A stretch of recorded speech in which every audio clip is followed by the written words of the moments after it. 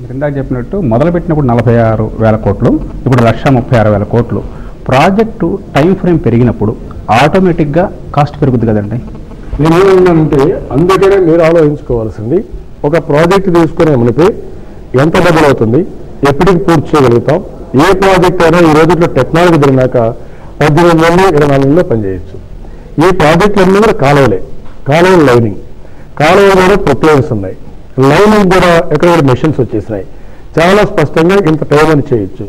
ఎందుకు మీరు ఒక పద్ధతి ప్రకారం అన్నీ జరగకుండా ఓకే ఒక ప్రాజెక్ట్లో 50 కిలోమీటర్లు ఇవ్వండి, నేను తెప్పించింది 50 కిలోమీటర్కి ఇవ్వండి, మళ్ళీ దొంగకుంటా పోండి, అప్పుడు బాగలేదు. ఫేజ్ వైజ్ చేసుకుంటా పోవాల్సింది. వీళ్ళు అది చేయలేదు. వీళ్ళు చేసిన పని ఏంటి, మొత్తం వర్క్లన్నీ టెండర్లు పిలిచేశారు. టెండర్లు పిలిచి వీళ్ళకి రావాల్సిన మొబిలైజేషన్ ఆఫ్ అడ్వాన్స్ ఇచ్చారు. వాళ్ళు ఇవ్వాల్సిన కమిషన్ వాళ్ళకి ఇచ్చేశారు. ఆ డబ్బులు తీసుకొని ఇప్పుడు ఎస్టిమేట్స్ పెరుగుతున్నాయి. ఇంకొకటి కూడా మీరు చూస్తే ఒకసారి టెక్నాలజీ బాగా డెవలప్ అయినప్పుడు, మెషిన్స్ ఎక్కువ వచ్చినప్పుడు డబ్బుల కాస్ట్ కూడా తగ్గిపోతుంది. ఆ విధంగా రాను రాను కాంపిటీషన్ పెరిగి మీకు తగ్గే పరిస్థితి వచ్చేది. దాన్ని కూడా మీరు ఉపయోగించుకోలేదు. అక్కడ మీరు క్లాస్ ఏం పెట్టారు, సిమెంట్ రేట్ పెరిగితే ఇస్తున్నారు, స్టీల్ రేట్ ఇస్తున్నారు, అన్ని కాస్ట్ పెంచారు, వాళ్ళు క్లెయిమ్స్ ఇస్తున్నారు, వాళ్ళకు ఆపర్చునిటీ కాస్ట్ కూడా దెబ్బతింది కాబట్టి దాన్ని కూడా క్లెయిమ్ చేస్తున్నారు. తగ్గితే క్లాస్ మాత్రం ఎక్కడ లేదు, ఎక్కడ పెట్టలేదు. దీన్ని స్పష్టంగా ఏంటంటే వన్ సైడ్ అగ్రిమెంట్స్ అయినాయి. అవన్నీ కాంట్రాక్టర్కి బెనిఫిట్ వచ్చే అగ్రిమెంట్స్ తప్ప ప్రభుత్వం ప్రజాధనాన్ని కంట్రోల్ చేసే అగ్రిమెంట్స్ జరగలేదు. అదే ఇక్కడ జరిగింది. మా ఆవేదన అది, మేము అదే చెప్తాం. సత్యనారాయణ నెల్లూరు గారితో మాట్లాడి ముగిద్దామండి. సత్యనారాయణ గారు. హలో హలో హలో, నమస్తే సార్. నమస్కారం సార్. చెప్పండి సార్. సార్ నేను మీతో 3 విషయాలు చెప్పాలనుకుంటున్నాను సార్. చెప్పండి సార్. సార్ మీరు ప్రాజెక్ట్ లో ఒక్క విషయం చూస్తున్నారు, మన సీఎం గారు ఇంకా చాలా విషయాల్లో ప్రజలకు వ్యతిరేకమైన నిర్ణయాలు తీసుకుంటున్నారు, కానీ వాటి గురించి ఆలోచించట్లేదు సార్ మీరు. అదేమా ఇప్పుడు మీరు చూస్తే అంటే ఇప్పుడు ఆర్టీసీలో టోల్ ట్యాక్స్ అని 2 రూపీస్ ఎక్స్ట్రా వసూలు చేస్తున్నారు సార్, వాటి గురించి అసలు మీరు పట్టించుకోలేదు. అదేమా ఇంకా పోతే మన ఆర్టీసీ టోల్ ట్యాక్స్ వసూలు చేయడం అనేది లాభాల్లో ఉన్న దాన్ని వసూలు చేయడం అనేది కొద్దిగా ప్రజలకు వ్యతిరేకమైన నిర్ణయం కదా సార్. కాబట్టి మరి ముఖ్యమంత్రి గారు రీసెంట్ గా వస్తారు, నేను నిన్న చూడక సంతకం పెట్టానని అంటున్నాడు. అంత బాధ్యతగా లేని ముఖ్యమంత్రి గురించి మీరు అటువంటి పబ్లిసిటీ చేయట్లేదు సార్ అనుకుంటున్నారు సార్ నా ఉద్దేశం. అదే ముఖ్యమంత్రి అయ్యింది చూడక సంతకం పెట్టడం అనేది చాలా రెస్పాన్సిబిలిటీ. అది మీరు ప్రజల్లోకి తీసుకెళ్ళడం లేదు అనుకుంటున్నాను. అంటే పేపర్ లో చూడని ఓటర్లు చాలా మంది ఉంటారు సార్, అటువంటి వాళ్ళు మీ మీటింగ్లకు వస్తారు, మీరు అక్కడ ప్రస్తావించట్లేదు అని నా ఉద్దేశం. మీరు చెప్పింది చాలా చాలా ఒక ముఖ్యమంత్రి అయ్యింది నేను చూడ సంతకం పెట్టాను అనడం అనేది పేపర్ చదివే ఓటర్లు ఉంటారు. చెప్పండి. అదే మీరు చాలా స్పష్టంగా అడిగారు, మీరు చాలా సంతోషం. ఈరోజు నేను సాగునీటి ప్రాజెక్టుల విషయం తీసుకున్నాను. అదే మరి ప్రభుత్వం వచ్చిన తర్వాత ప్రజా వ్యతిరేకతను చాలా చేస్తున్నారు. దినదిన ఒక ప్రజా వ్యతిరేకం అవుతా ఉంది. దాన్ని తీసుకుంటే ఇంకొక సమస్య వస్తూ ఉంది. వీళ్ళు చేసిన సమస్యలు మీరు చూస్తే చాలా సమస్యలు వస్తున్నాయి. అన్ని వ్యవస్థలు కూడా భ్రష్టు పట్టించారు. ఈరోజు ప్రైమరీ హెల్త్ సెంటర్స్, ఆరోగ్య వ్యవస్థ చాలా పూర్తిగా పోయింది. రోడ్లు దెబ్బతిన్నాయి, స్కూల్స్ దెబ్బతిన్నాయి. ఇంకో పక్కన చూస్తే ఏదైతే రెసిడెన్షియల్ స్కూల్స్ ఉన్నాయో అవి కూడా సంక్షేమ హాస్టల్స్ పూర్తిగా నిర్వీర్యం అయిపోయినాయి. ఈ విధంగా అన్నీ కూడా ప్రతి ఒక్క వ్యవస్థను కూడా నిర్వీర్యం చేసే పరిస్థితి వచ్చింది. చాలా సమస్యలు వచ్చాయి. టోల్ ఫీ చెప్పారు, ఆర్టీసీని నిర్వీర్యం చేసేస్తున్నారు. ఇలాంటి ఎక్కడ కూడా పనిచేయించకుండా చాలా దారుణంగా ప్రవర్తిస్తున్నారు. అయితే అవన్నీ కూడా మేము కాన్సన్ట్రేట్ చేస్తున్నాం. మీరు ఒక మాట అన్నారు, 2-3 సందర్భాలు ఆయన చెప్పాడు, నేను చూడకుండా సంతకం పెట్టానని. చూడకుండా సంతకం పెట్టానని చెప్పి వాళ్ళపైన యాక్షన్ తీసుకుంటానని మళ్ళా వాళ్ళపైన యాక్షన్ తీసుకోలేదు. అదే మాదిరిగా మీరు ఒక చట్టం తీసుకొచ్చారు ప్రస్తావన కోసం. అది ముందు చూడకుండా నాకు తెలియదు అన్నాడు అసెంబ్లీలో. మళ్ళా ఆయన అన్నారు ఏంటి చేస్తే తప్పేంటని మాట్లాడాడు. అంటే ఇవన్నీ తెలియకుండా చేయడం లేదు, తెలిసే చేసి బుకాయిస్తున్నారు.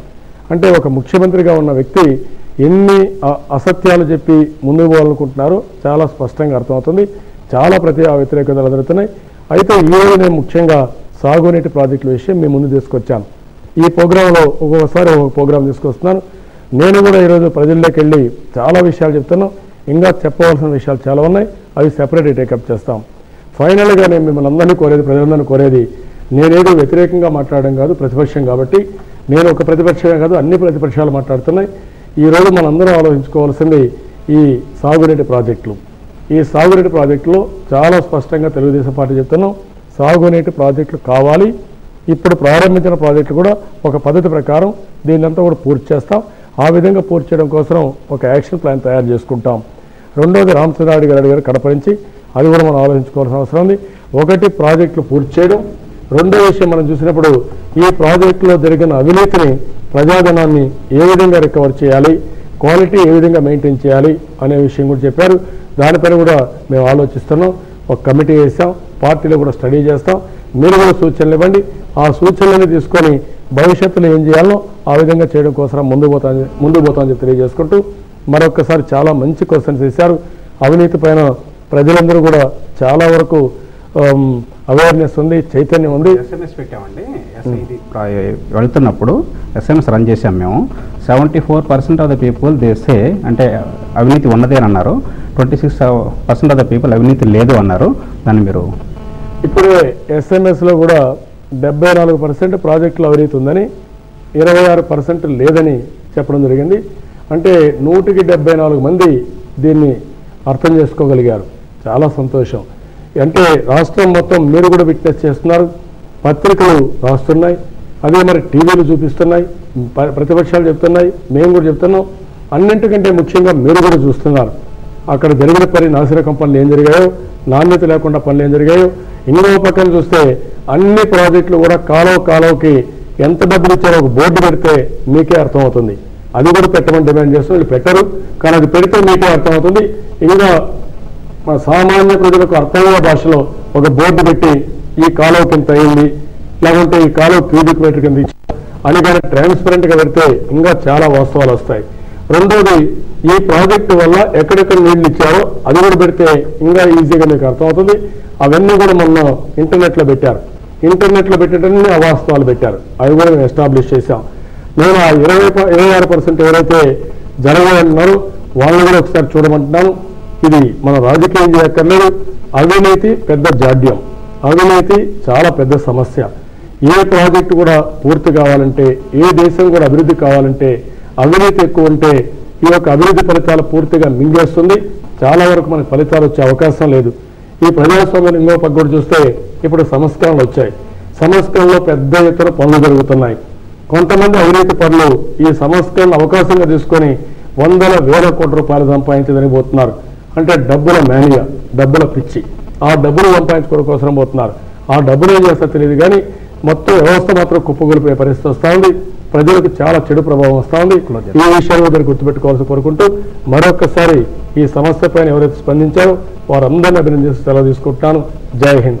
మీరు చెప్పినట్టు ఒక మంచి సూచన చేశారు. ఒక బోర్డు పెట్టడం, బోర్డు పెట్టి ఈ ప్రాజెక్టుకి ఎంత కేటాయించారు, ఎంత తవ్వారు, ఎంత ఖర్చు అయింది, ఇంకెంత ఖర్చు అవ్వాల్సి ఉంది, అది మీరు అధికారంలోకి వచ్చినప్పుడు అటువంటి ప్రక్రియ మొదలు పెడితే ప్రజలందరికీ ట్రాన్స్పరెన్సీ అనేది వస్తుంది, నమ్మకం అనేది ఏర్పడుతుంది. తప్పకుండా పెడతాం. మీరు చెప్పిన ఈ ప్రాజెక్టులో కూడా పెద్ద బోర్డు పెట్టి ఆ కాలువలో రాళ్ళు ఎంత కిలోమీటర్కి హార్డ్ సాయిల్ ఏంటి, మామూలు సాయిల్ ఏంటి, ఏమేం పనులు చేశారు, థిక్నెస్ ఏంటి, అవన్నీ ఇప్పటి నుంచే మొదలు పెట్టచ్చు.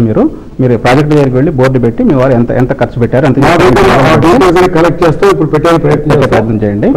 ఇప్పుడు ఇవాళ ప్రశ్న అడిగిన వల్ల మీరు చెప్పినట్టు ఒక మంచి ప్రశ్న రామచంద్రరెడ్డి గారు కడప నుంచి వచ్చే వారం వచ్చినప్పుడు కడప నుంచి రామచంద్ర గారు చేస్తారు. నమస్కారం చంద్రబాబు. నమస్కారం.